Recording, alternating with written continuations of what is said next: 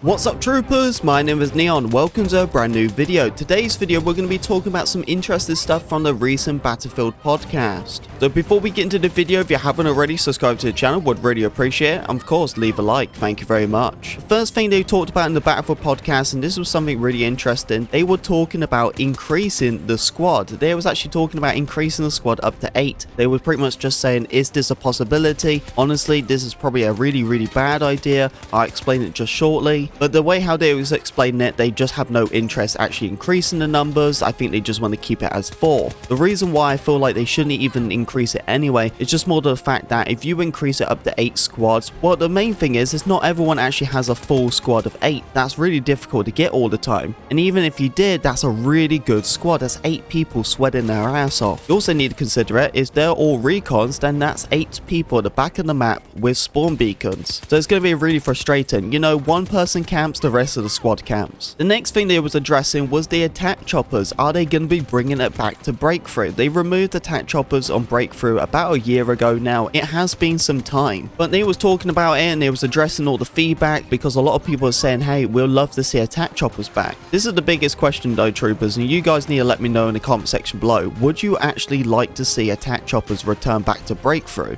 Considering now the attack choppers have got themselves a really big buff, if you guys even played against attack choppers on different modes, then you can obviously understand how good they really are. So if they go and start playing a mode like Breakthrough, then they're going to absolutely dominate. Personally for me, I feel like attack choppers should just stay where they already are. I think if they go into Breakthrough, it's going to be absolutely wild, but even if they did, hopefully they just add just one chopper. The next thing they was talking about, what is a really exciting thing, because this is for the console. They actually said that improving the aim experience for console. We don't even know exactly what this means for the aim experience. This could be tweaking the aim assist, or it could be just tweaking how the game actually moves in general and gives you that better input. The biggest thing is though, what do you do if they actually improve the console experience and they do nothing with mouse experience whatsoever? We obviously know that the mouse input has been really bad since day one. This game has been out for almost a year, and now hearing about the improving the console experience but doing nothing for mouse is kind of sad. As you can already see, there is obviously improvements what do need to happen on the console side, but it's just really bad to actually see they're going to do this and do nothing for PC. You know, it's a vice versa. If you're going to improve the console experience, then you need to improve the PC experience. As a console guy, I just can't see myself to just actually have this improvement and just do nothing whatsoever for the other side. It's just not fair. So I really hope they actually improve that. And this is one interesting thing as well. It seems like a lot more devs are joining the game. It really looks like a lot of people are just working on the next Battlefield already. It seems like they're trying to build like the Avengers team. For me personally, I'm not freaking out over this because they're bringing back old people. That is obviously a good sign, but you need to remember that they had the dream team back in Battlefield 5 and they all left it, and then they had the new crew and they made the mess what it already is today. So exactly what faith do I have on these new people returning back to the Battlefield? Because if they're not happy with the game, or they're not actually happy how it's been working on, then they're just going to go and leave. This was exactly what happened in Battlefield 5. Basically what was happening was pretty much the EA or anyone higher up was telling them how to make their own game,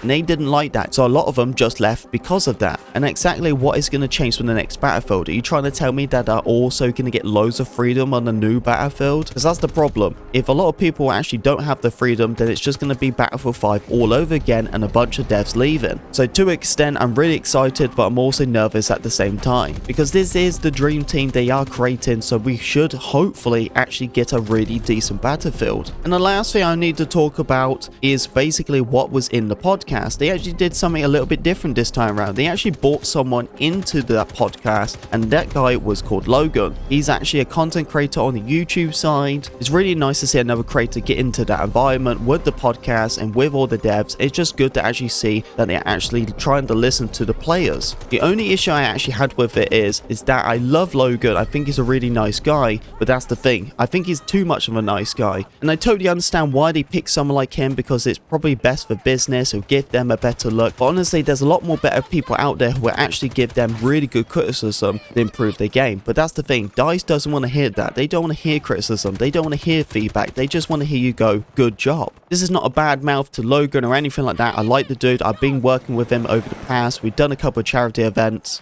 so I have no bad blood with the dude. I just see why EA is doing this. Can you imagine if they added someone like into the podcast gaslight Enders. I wonder how that would have turned out. Honestly, they really should. They should get the bottle and actually invite Enders and have a real conversation. But anyway, troopers, thank you very much for listening to me talk. If you have any of your own input, please let me know in the comment section below. Anyway, troopers, thank you very much for listening to me talk. If you did enjoy the video, don't forget to leave a like, comment, subscribe, be a part of Pink Army, and I'll see you, troopers, on the battlefield.